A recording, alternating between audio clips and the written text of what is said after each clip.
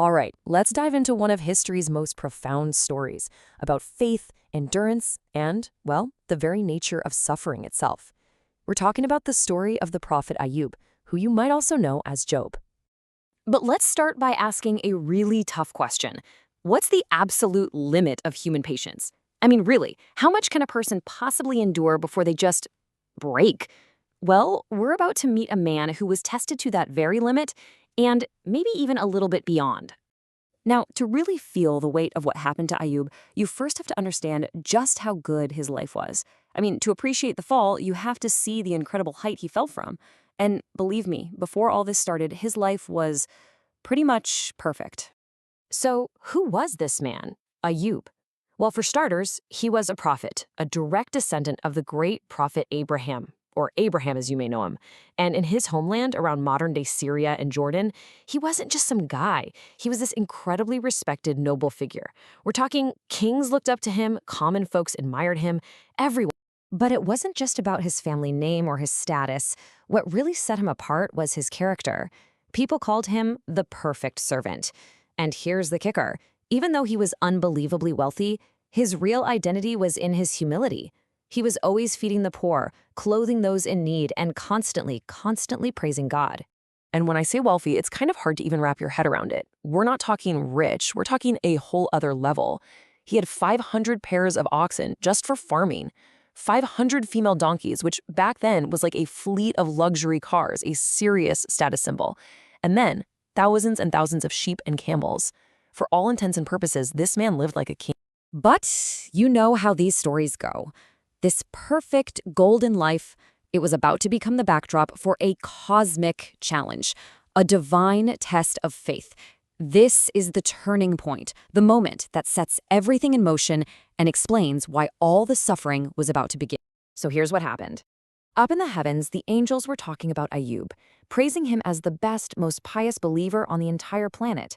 But Iblis, that's Satan, overheard this and he just couldn't stand it. He basically interjects and says, hold on a second. His worship, it's just a transaction. He's only grateful because you've given him everything. Take away all that wealth, and I guarantee you he'll curse you to your face. And just like that, a test was permitted, a challenge to see what Ayub's faith was really made of. But there were some very clear rules. Iblis was given permission to go after Ayub's worldly life, his money, his family, even his health. But, and this is crucial, he was absolutely forbidden from touching his soul, his heart, or his ability to speak. The very core of his being, his faith, was off limit.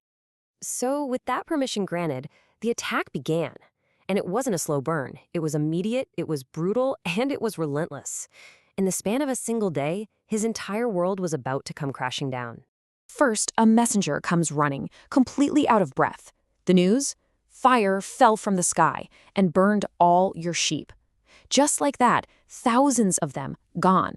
A huge chunk of his wealth just vaporized. And before he can even begin to process that, another messenger appears. This time, enemies raided and stole all your camels. Another pillar of his entire fortune just gone.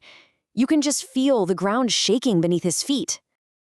And then comes the final, the most heart-shattering blow imaginable. A third messenger arrives.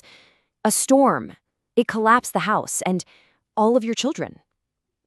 They're gone. In a single day. Think about that. He lost everything he owned, and far worse, everyone he loved.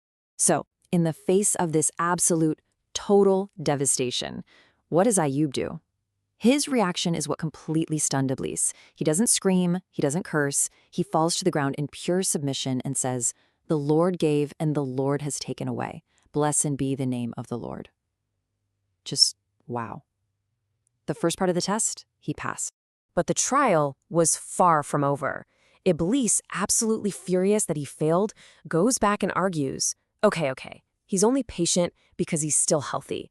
Let me touch his body and then we'll see. And so, the test enters its second, and honestly, its most agonizing phase.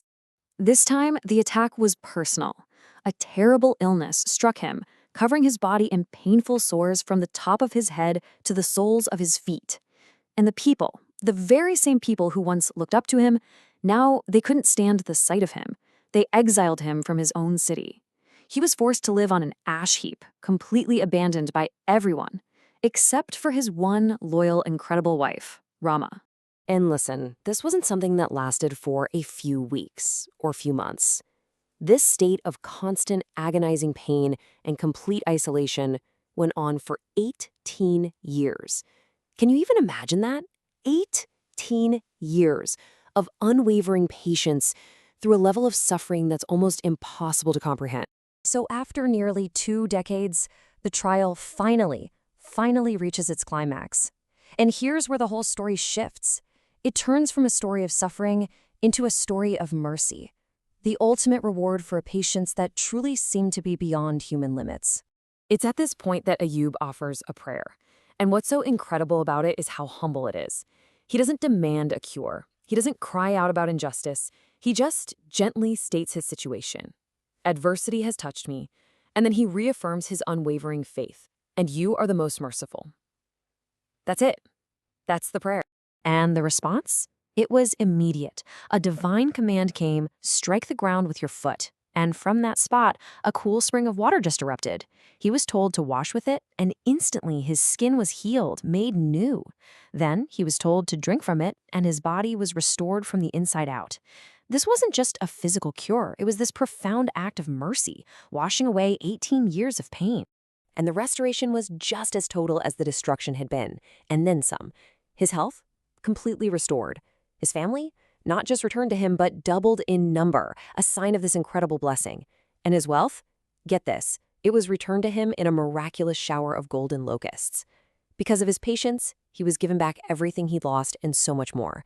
It's really a powerful testament, isn't it, that what's endured with faith can be restored with grace.